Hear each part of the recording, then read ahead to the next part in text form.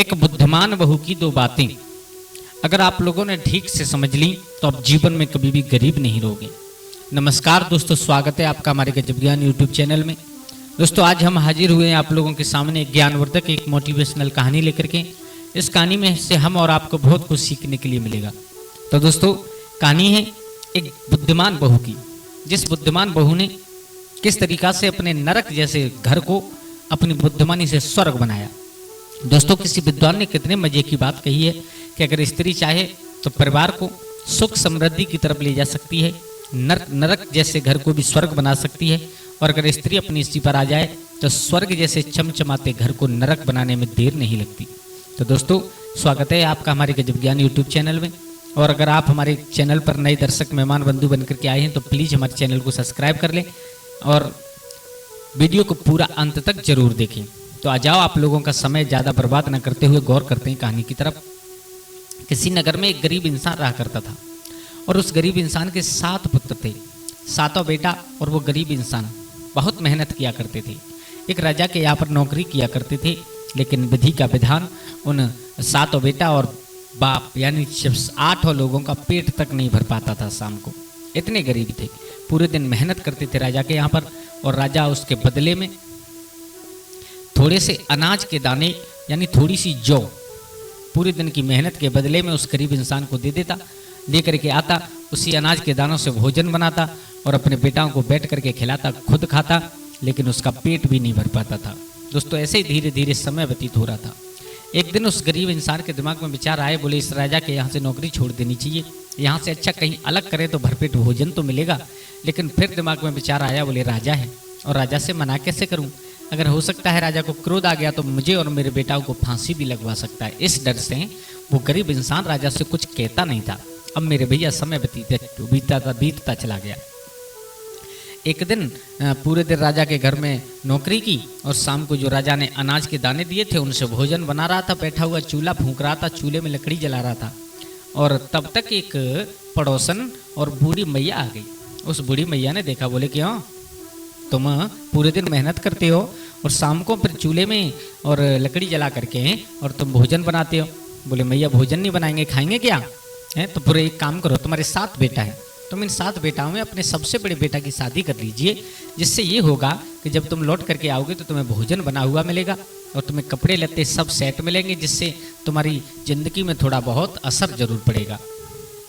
उस गरीब इंसान की आंखों से आंसू निकल गए। बोले मैया तुम्हें मालूम नहीं है, मेरे बड़े बेटा की शादी बहुत दिन पहले हो चुकी है। बोले फिर बहू कहाँ है? बोले बहू अपने घर है। बोले क्यों, तुम लेके क्यों नहीं आते? बोले मैया तुमने मेरे घर की हालत देखी है, हम 7 मेरे बेटा और मैं पूरे दिन मेहनत करते हैं, लेकिन उसके बदले क्या मिलता है हमें? उसके बदले मिलता है कि भरपेट भोजन भी नहीं हो पाता। और मैया अगर बहू आ गई है, आंगन में एक सदस्य और बढ़ गया तो फिर गुजारा कैसे होगा? मैया घर में ऐसी एक चारपाई नहीं है जिस पर लेट करके मेरी बहू रात्रि में आराम कर सके। मैया घर में ऐसे कपड़े नहीं है जिन कपड़ों को ओढ़ करके बिछा करके मेरी बहू सर्दियों की रात काट सके। उस बूढ़ी मैया ने कहा बेटा तुम बहू को बुलाओ तो सही, सब कुछ सही हो जाएगा। तो आज वो रो करके बोला है, मैया मेरे बेटा के पास ऐसे कपड़े तक नहीं हैं जिन्हें पहन करके ससुराल जा सके। तो उस बूढ़ी मैया ने कहा तुम चिंता मत करो, एक काम कीजिए आप मेरे साथ आइए। तो उस गरीब इंसान को लेकर के बूढ़ी मैया अपने आंगन में गई। जो उसके बेटा के नए वस्त्र रखे हुए थे, नए कपड़े रखे हुए थे, उन कपड़ों को लेकर के उस गरीब इंसान के हाथ पर रख दिया और कहा अपने बेटा को पहना करके ससुराल भेजिए, जो बेटा अपनी बहू को लेकर के आए। बोले मैया ठीक है। आज उस बाप ने आकर के अपने बेटा को कपड़े दिए और कहा बेटा सुबह होते ही तुम्हें राजा के यहाँ नौकरी पर नहीं जाना है। बोले फिर कहाँ जाना है? बोले तुम्हें अपनी ससुराल जाना है और तुम्हें अपनी पत्नी को लेकर के आना है। बोले पिताजी ठीक है। 6 बेटाओं को लेकर के तो वो गरीब इंसान राजा के यहाँ नौकरी करने चला गया और बड़ा बेटा अपनी ससुराल पहुंचा। ससुराल जाकर के अपनी बहू को साथ लिया, बहू को साथ लेकर के लौट करके आया और जैसे ही नगर में घुसना चाहता है तो उसके दिमाग में एक बात आई। विचार किया, बोले अगर मैं बहू को अपने घर ले गया तो शाम को पेट कैसे भरेगा? अगर इसे ये रात को सोएगी कहाँ, लेटेगी कहाँ, खाएगी क्या? तो उसने उस अपनी बहू को जो बूढ़ी मैया थी उसके आंगन में कर दिया, रोक दिया और कहा कि तुम यहाँ पर रहो, हम तुम्हारे पास में सुबह आएंगे। बोले ठीक है। बहू बेचारी देखो नई बहू आई, कुछ कह भी नहीं सकती है। अब सुबह होते ही और उन अपने पिता के साथ में और अपने छोटे छोटे 6 भाइयों के साथ में राजा के यहाँ नौकरी करने चला गया। अब दिन में बहू ने इंतजार किया, बूढ़ी मैया ने इंतजार किया। जब कोई लेने के लिए नहीं गया तो बूढ़ी मैया ने विचार किया, बोले चलो काम धंधे से लगे होंगे, चलो हम ही कर आते हैं इसे इसके घर। बहू से कहा बेटा चलो। बोले कहाँ? बोले अपने घर। बोले मैया ये मेरा घर नहीं है। बोले नहीं है, तुम चलो तो मेरे साथ। तो आज उस बहू को लेकर के बूढ़ी मैया उस घर में जा आई है जिस घर में वो सातों बेटा और गरीब इंसान रहा करता था। तो बहू ने क्या देखा, एक कोने में टूटी हुई चारपाई पड़ी है, उस पर कुछ कपड़े पड़े हुए हैं फटे पुराने, उनके ऊपर काफ़ी दिनों से धुंध लगी हुई है, धूल जमी हुई है। और एक तरफ देखा तो कई सारे चूल्हे बने हैं लेकिन सब फूटे फाटे बने हैं। यानी घर में इतना कुछ नहीं है कि बहू को अगर भूख लगे तो भोजन बना करके खा सके। बहू को देख करके थोड़ी सी दया आई। बोले मेरे पति और मेरे ससुर इतने गरीब है। बोले मैया तुम जाओ। जब वो बूढ़ी मैया उस बहू को आंगन में करके लौट आई तो उस बहू ने सारे के सारे चूल्हे फोड़ दिए, एक छोड़ा केवल बस। उसके बाद में चारपाई को जैसी तैसी ठीक किया। उसके बाद में ऊपर जो धूल जमी हुई थी कपड़ों पर सबको हला करके पूरे घर को साफ सुथरा एकदम चमका दिया। अब संध्या के समय अनाज के दाने लेकर के, पूरे दिन मेहनत की थी, उसके बदले में जो राजा ने अनाज दिया था लेकर के वो सब लोग घर आए। तो घर को देखते ही देखते पिता की आंखों से आंसू निकल गए। बोले मेरी बहू ने आकर के मेरे घर को और चमका दिया, साफ कर दिया। अनाज ला करके बहू के हाथ पर रख दिया, बहू ने भोजन बनाया। तो मेरे भैया अब एक इंसान और ज़्यादा बढ़ चुका था, आज थोड़े थोड़े और ज़्यादा भूखे रह गए। लेकिन बहू ने कुछ नहीं कहा। 1-2-3 दिन बाद और बहू ने अपने ससुर से कहा, बोले पिताजी आप एक काम कीजिए। बोले क्या? कि आज आप राजा के यहाँ नौकरी करने जाओगे? बोले हाँ। जब शाम को महाराज अनाज बांटें तो महाराज से एक बात कहनी है। बोले क्या? बोले ये कहनी है कि महाराज इतने में हमारे परिवार का गुजारा नहीं चलता, आप एक काम कीजिए थोड़ा सा अनाज बढ़ा दीजिए। उस गरीब इंसान ने कहा, बोले महाराज बहुत ख़राब है, महाराज हम सबको मरवा देंगे। बोले कुछ नहीं करेंगे, आप कह करके तो देखना। बोले ठीक है। पूरे दिन मेहनत की और मेहनत करने के बाद शाम को जिस समय राजा जौ के दाने बांटने के लिए आया, अनाज बांटने के लिए आया, तो उस गरीब इंसान ने हिम्मत जुटा करके कहा, महाराज गलती को क्षमा करना, मैं आपसे एक बात कहना चाहता हूँ। बोले कहो। बोले महाराज जो आप अनाज देते हो हमारा परिवार बड़ा है, उससे हम लोगों का पेट नहीं भरता। अगर आप कहो, अगर आप चाहो तो आप जितना अनाज देते हो उससे ठीक 3 गुना अनाज हमें दीजिए, तब जा करके हमारे परिवार का पेट भरेगा।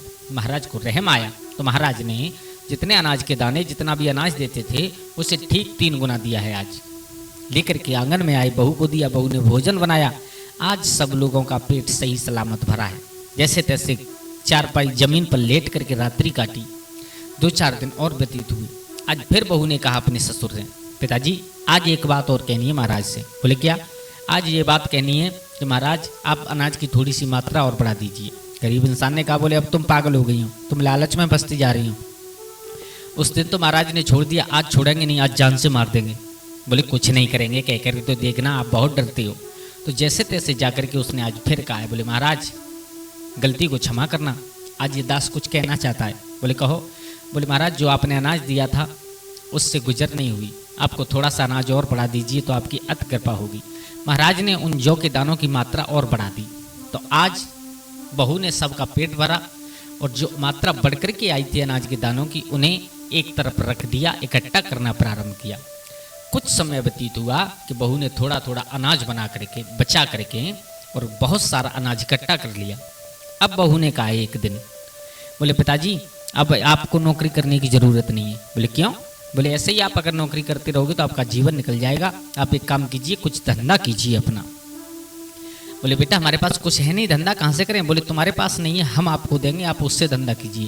बोले फिर महाराज नाराज हो जाएंगे। बोले महाराज कुछ नहीं कहेंगे, आप राजा के यहाँ न जा करके बल्कि बाजार में जाओ और कुछ धंधा कीजिए। बहू ने जो अनाज के दाने इकट्ठे किए थे, जो जौ इकट्ठा किया था, जो अनाज इकट्ठा किया था, उसे दे दिया और कहा आप इससे धंधा कीजिए, नौकरी मत कीजिए किसी की। तो आज राजा के यहाँ न जा करके और वो गरीब इंसान बाजार की तरफ गया है अपने 7 बेटों को लेकर के। जो अनाज मिला था उसे बेच करके थोड़ा सा धन मिला और उस धन के बदले में उसने अपना व्यापार बढ़ाया है। मेरे भैया धीरे धीरे समय वो आया कि उसके पास में बहुत सारा धन इकट्ठा हो गया। अब बहू ने एक दिन कल कहा, बोले पिताजी आप मतलब अब तो सही सलामत पैदा कर रहे हो, सब कुछ ठीक ठाक है, लेकिन आप में अभी एक कमी है। बोले क्या? बोले कमी ये है कि जब शाम के समय आप घर की तरफ आते हो तो कभी खाली हाथ मत आया करो, कुछ ना कुछ लेकर के जरूर आया करो। बोले ठीक है। और ससुर तो बहू की बात बहुत मान रहा है, क्योंकि अगर बहू के कहने के अनुसार चल रहा है तो पहले पेट भी नहीं भरता था, आज उनके पास थोड़ा बहुत धन भी है। तो अब रास्ते में एक दिन उसे कुछ नहीं मिला, बाजार से निकल कर के चला आया तो उसे रास्ते में बहू की बात ध्यान आई तो उसने एक कागज़ का टुकड़ा उठा लिया, ला करके बहू को दे दिया। बहू ने कहा ये क्या है? बोले तुमने ही तो कहा था कुछ ना कुछ लेकर के आओ। बोले अच्छा चलो ठीक है, आज टुकड़ा लाए हो कागज़ का, कल कुछ और लाओगी। बहू ने उठा करके एक कोने में रख दिया। अब एक कुछ समय व्यतीत हुआ तो एक दिन फिर नहीं उस गरीब इंसान को ध्यान रहा बाजार से कुछ सामान लाने का, तो रास्ते में आकर के ध्यान आया, बोले आज मेरी बहू बहुत नाराज होगी। तो उसने क्या देखा कि रास्ते में एक मरा हुआ सर्प पड़ा है, उसने लकड़ी पर टांग करके अपने घर तक ले आया। बहू ने कहा आज ये क्या लाए हो? बोले आज कुछ नहीं मिला था, आज यही मिला है। तो बहू बहुत समझदार थी, बहू ने कहा बोले ठीक है छत पर फेंक दो। मेरे भैया उस सर्प को, मरे हुए सर्प को छत पर फेंक दिया। इधर तो रात्रि काटी, सुबह होते ही सातों बेटा और वो गरीब इंसान बाजार की तरफ चले गए। लेकिन उधर सुबह जब रानी स्नान कर रही थी, उसी नगर के जो महाराज की रानी थी वो स्नान कर रही थी। स्नान करने के बाद उसने अपना हार गले का खूंटी पर टांग दिया और उसे एक चील लेकर के उड़ गई। तो जब चील उस नगर के ऊपर उड़ रही थी, उस घर के ऊपर उड़ रही थी, तो उसने छत पर मरा हुआ सर्प पड़ा देखा है। एकदम झपट मार करके उस चील ने सर्प को उठाना चाहा, उसी चक्कर में वो हार नीचे गिर गया और चील उस सर्प को उठा करके ले गई। बहू सुबह होकर के छत पर किसी कारण बस छत पर गई तो उसने हार पड़ा हुआ देखा, उठा लाई, ला करके अपने बक्सा में रख दिया। अब महाराज को मालूम पड़ा तो महाराज ने पूरे नगर में खबर करवाई। बोले एक चील और मेरी रानी का हार लेकर के उड़ गई, अगर किसी को मिले तो वो राजभवन तक पहुंचा दे, उसे उचित इनाम दिया जाएगा। लेकिन अगर किसी को मिला हो तो पहुंचाए, वो तो उस बहू के पास रखा है। मेरे भैया 2-4 दिन व्यतीत हुए, महाराज ने ज्योतिषियों को बुला करके कहा, बोले आप ज्योतिष में निकाल करके देखिए कि मेरा हार कहाँ है। ज्योतिषियों ने सारा हाल बताया। बोले महाराज चील ने एक छत पर ले जा करके डाला है और उस छत वाली स्त्री ने अपने घर में रख लिया है। बोले नाम बताओ? बोले महाराज नाम नहीं बता सकते। मेरे भैया अब राजा ने खबर करवाई। बोले अब तक इनाम मिल रही थी, लेकिन अब मेरे सैनिक घर में से निकालेंगे और जिस किसी के घर में निकला उसे सजाए मौत दी जाएगी। संध्या के समय जब वो गरीब इंसान और सातों बेटा लौट करके आए, आपस में बातें कर रहे थे। बोले महाराज के साथ में किसी ने गलत किया है, जब हार मिल गया था तो उसे पहुंचा देते तो क्या होता। अब देखो अब उसे सजाए मौत दी जाएगी और राजा हो सकता है पूरे परिवार को भी फांसी दे दे। वो बहू ने बात सुन ली। बहू ने कहा बोले पिताजी क्या हुआ? बोले हुआ ये कि महारानी का हार एक चील ले गई और वो किसी ने अपने घर में छुपा लिया है, महाराज के सैनिक ढूंढ रहे हैं, अगर वो मिल गया तो उसे मौत दी जाएगी। बहू ने विचार किया, बोले अपने परिवार को कैसे बचाऊं मैं? तो उसने कहा बोले पिताजी मैं कुछ जानती हूँ। बोले क्या? बोले मैं ज्योतिष शास्त्र में जानती हूँ। बोले क्या जानती हूँ? बोले मैं ये बता सकती हूँ महाराज का हार कहाँ है। बोले पागलों का चुपचाप बैठी रहो घर में। बोले नहीं पिताजी आप जाइए और आप जाकर के झूठ मूठ की कुछ किताबें ले जाइए और महाराज से जाकर के कहिए महाराज आपका हार, जो आपकी रानी का हार है, वो तुम्हारे महल के पीछे जो कुछ कूड़ा पड़ा हुआ है उसमें पड़ा हुआ है। बोले वहां पर नहीं मिला तो? बोले जरूर मिलेगा, आप जाइए। तो बहू की बात मान करके आज वो ससुर चला है। मेरे भैया ससुर ने जाकर के झूठ मूठ की किताबें राजसभा में बीच चौक में जाकर के खोल दी।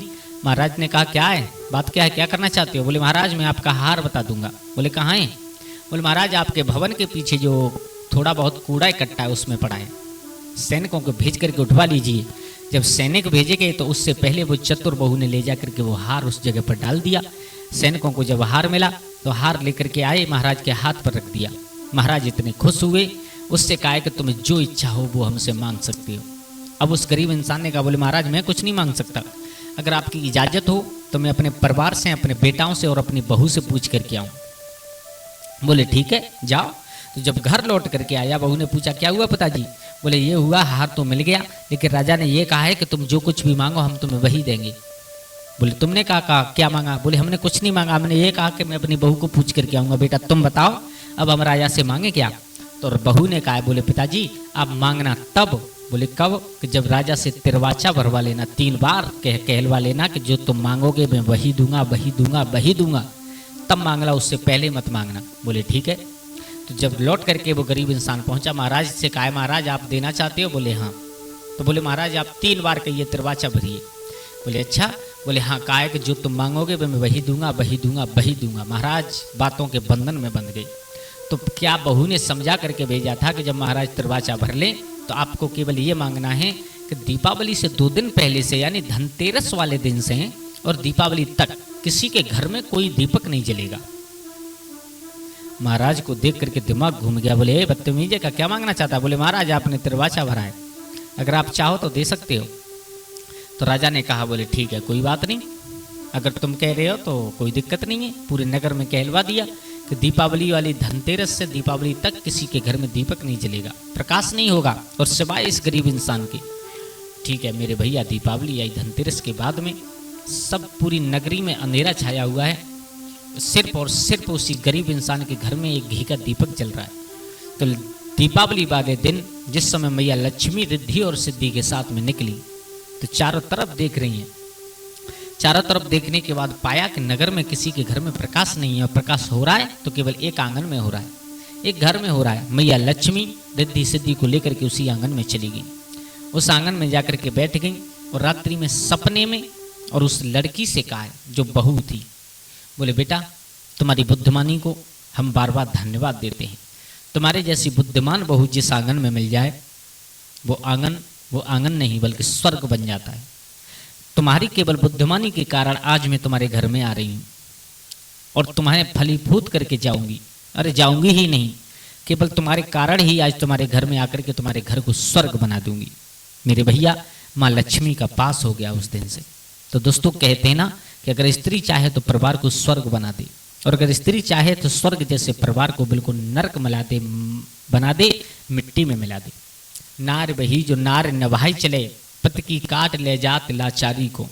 स्त्री वही होती है कि गरीबी में भी अपनी गर्दन को झुका करके अपनी लाचारी को काट ले। स्त्री वही होती है कि गरीबी के घर को भी स्वर्ग बना दे। दोस्तों स्वर्ग में यानी सुख में तो सभी लोग हर्ष उल्लास के साथ में रह लेते हैं, लेकिन गरीबी में जो इंसान हर्ष उल्लास के साथ में रह ले उसे इंसान कहते हैं।